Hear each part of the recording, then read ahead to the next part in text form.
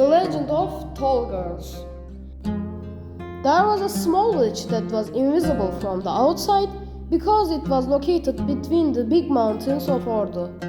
This village fascinates people with its whiteness when it snows and the scant of grass when it rains.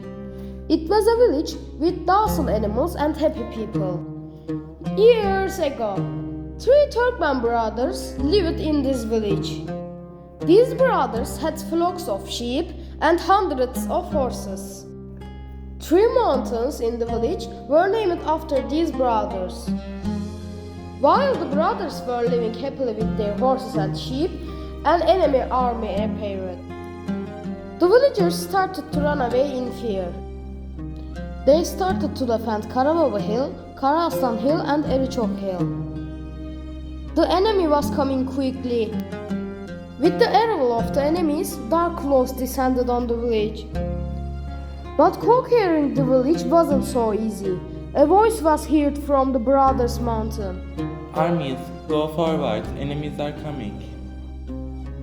At the same time, a voice was raised from the opposing army. They are attacking, start to defend. The soldiers of the village fought with all their lives.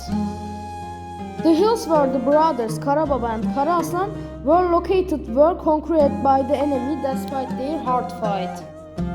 But the bravest brother among the brothers, Eriçok, was still standing strong. There was a strong, large castle surrounded by walls on Eriçok Hill with a cliff behind it. They fought on the hill 4 days, but eventually they ran out of food and water. Eriçok brother, the commander, took 2 brave girls and 12 warrior men with him and said, Children, you know that we have run out of food and water on the hill. I want you to go to Kümbet Lake nearby to meet our water needs. Take this jug, fill it with water and bring it. 2 brave girls and 12 warrior boys swore to bring water at the risk of their lives. While the girls go down to get water, the boys' warriors lined up next to them. While the girls had reached the bottom, the boys shouted, Girls, be careful! Enemies are coming! Take water and try to come!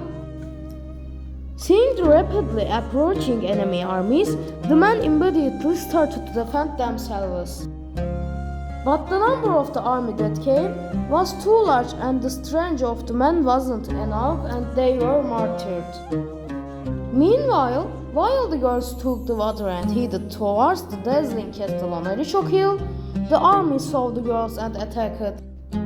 The last sentence that came out of the mouths of the brave and tall girls who saw at least 25 people coming towards them west. And they said, Oh God, don't leave us in the hands of enemies. It is better to enter into earth than to fall into their hands.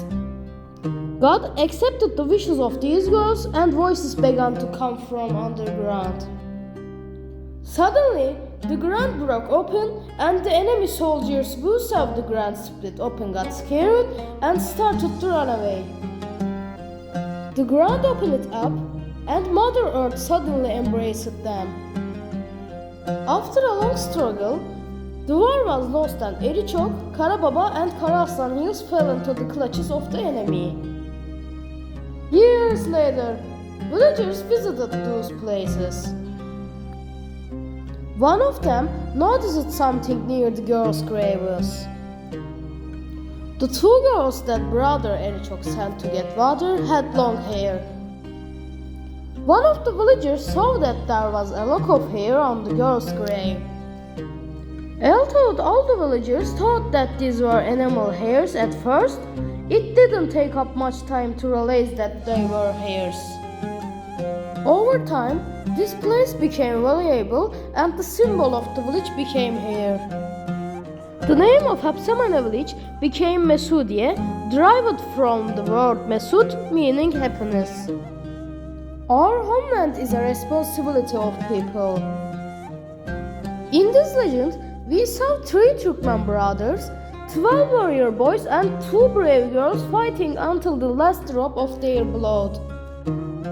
We shouldn't forget that 2 brave girls and 12 warrior men protected and helped each other at the risk of their life. We should be like this too. Let's end with a quote from the Mustafa Kemal Atatürk. Not even an inch of the motherland may be abandoned without being soaked in the blood of her citizens.